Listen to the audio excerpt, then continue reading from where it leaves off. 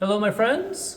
Catherine's joining me for our video today, and so grateful for the opportunity to give thanks.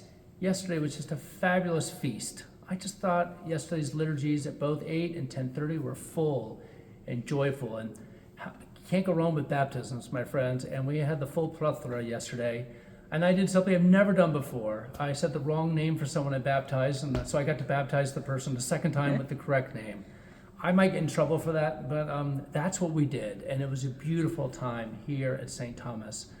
And for those of you who missed it, you can always go to our YouTube channel and catch the highlights on your own.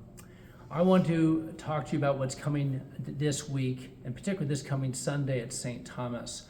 We're going to be celebrating and honoring Martin Luther King weekend, and on Sunday morning, we'll do that in our liturgy. There are two parts of that for those who've been with us the last 2 years. The first part, we'll be reading excerpts from Martin Luther King's letter from Birmingham jail. And it's a dramatic reading, and there are about 3 or 4 voices when that's read at both services. The second thing we'll be doing on MLK weekend is we'll be offering the litany for the sins of racism. And in particular, we've been using this in the national church and through different dioceses for several years now. And we've adapted it a bit for us. And our staff and the wardens and the vestry have looked at it. And so we want to offer that again this year.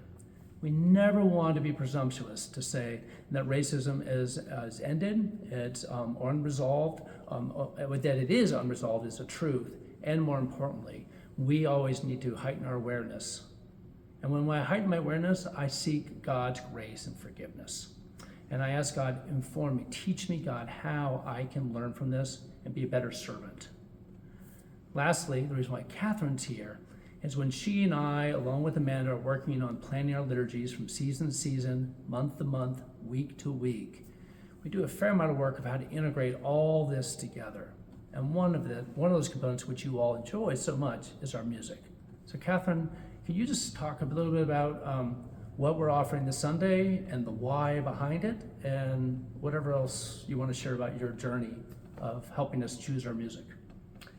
One of my favorite things about serving in the Episcopal Church is the wide and broad range of diverse music that there is to choose from.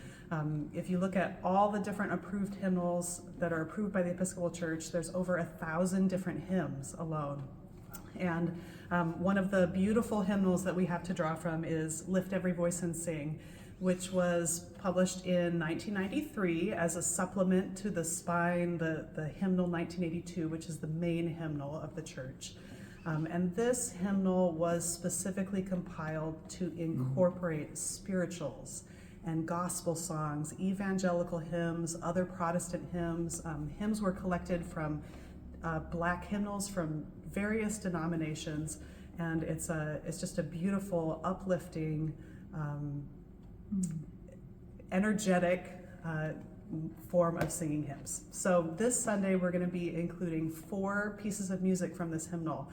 Our opening hymn will be There's a Sweet, Sweet Spirit in This Place. And then we will be singing the Gloria that we've been singing throughout the season of Epiphany, which is a great time to include music of different racial traditions, especially with February being Black History Month. So we're singing David Hurd's Gloria at the beginning of the service, and David Hurd is one of the most important composers of the 20th century in America.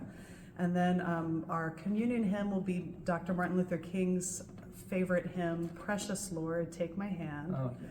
And then our closing hymn will be the title hymn of this hymnal, Lift Every Voice and Sing. Mm-hmm.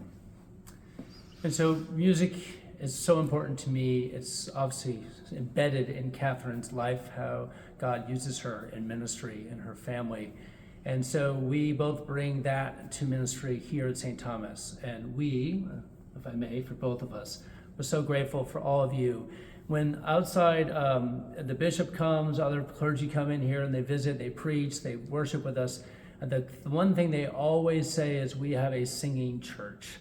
And so bring your voices this Sunday, bring a friend, bring a neighbor, and let's just rejoice in all of God's glory and give thanks for all we do, and give thanks for the saints that have gone before us, like Martin Luther King. I hope you have a blessed week and look forward to seeing you on Sunday.